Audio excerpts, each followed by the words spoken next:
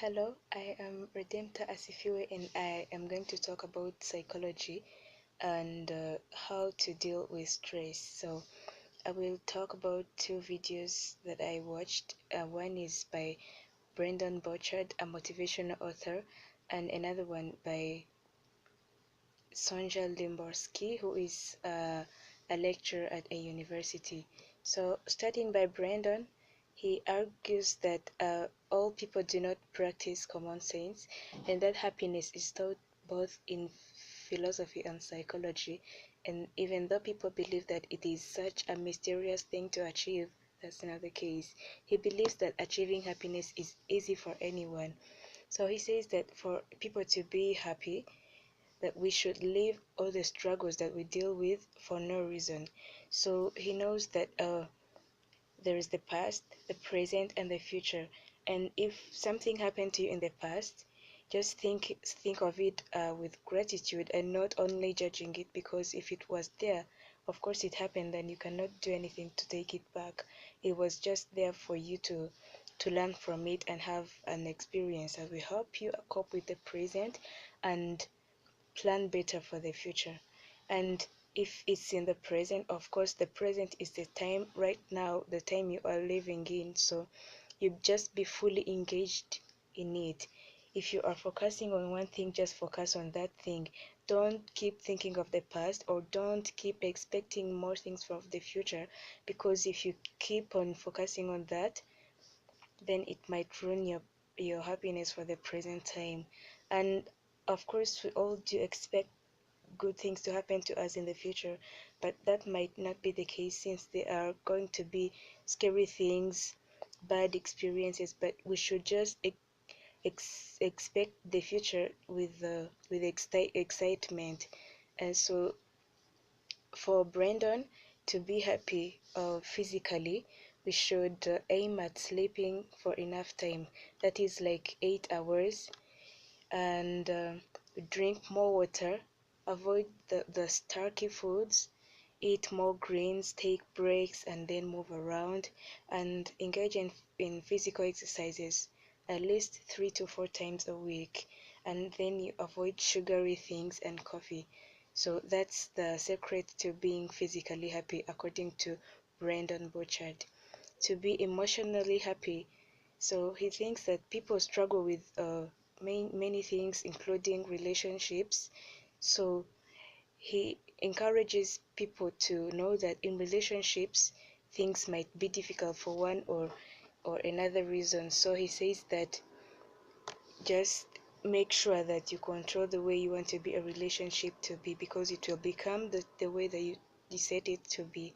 In religion, all that matters is to have faith and then praying to God. So he also adds that we are blessed to have people around us, so we could give that chance to ourselves by appreciating everything we have, and then expect all the good things to happen to us, but also when we are taking part in that. So by going to what Sonja Limborski believes, he thinks that if you want to have happiness for a lifetime, just think of helping somebody else. So for her, acts of kindness are the ones that hold the secret to being happy in life.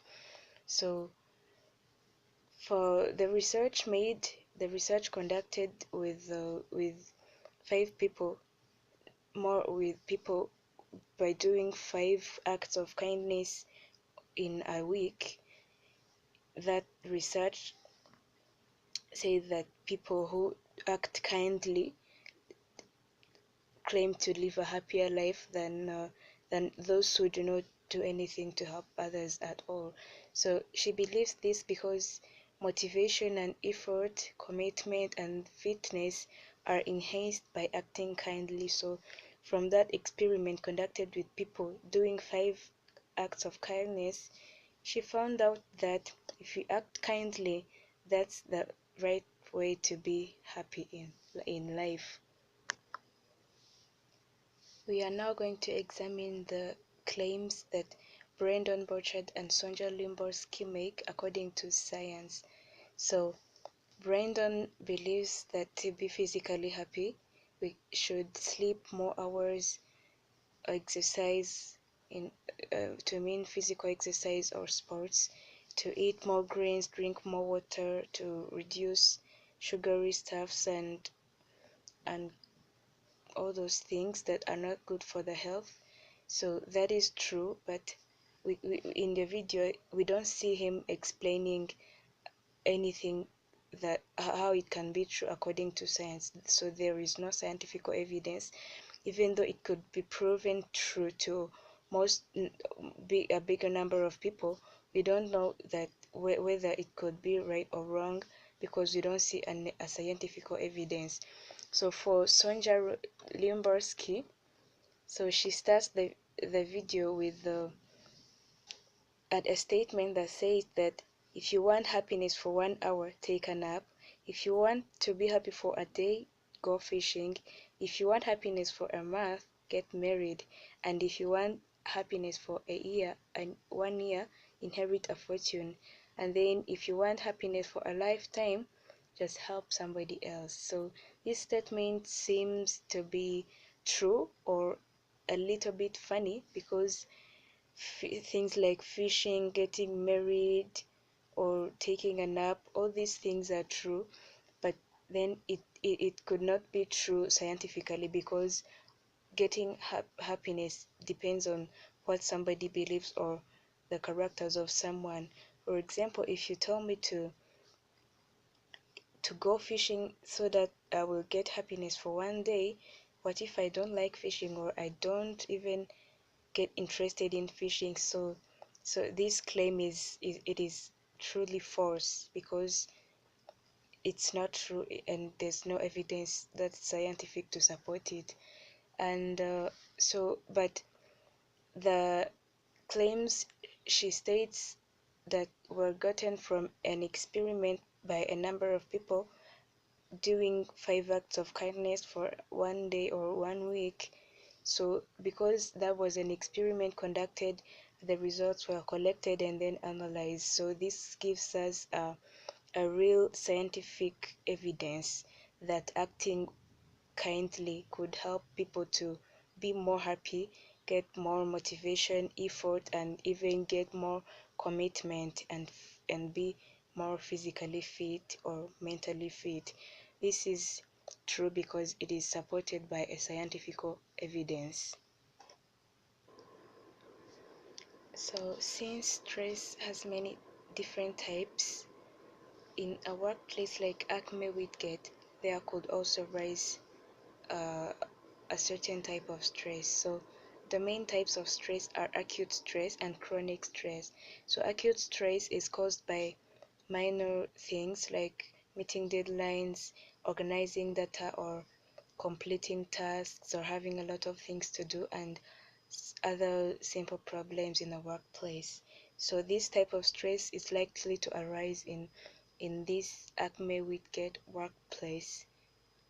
One example of the things that could lead to this type of stress is meeting deadlines. If the boss gives you maybe 3 reports to work on, and then you feel like the time is not enough, that can cause you stress. So you might be stressed, wondering, oh, am I going to meet the deadlines? Am I going to complete everything well as it is required by the boss?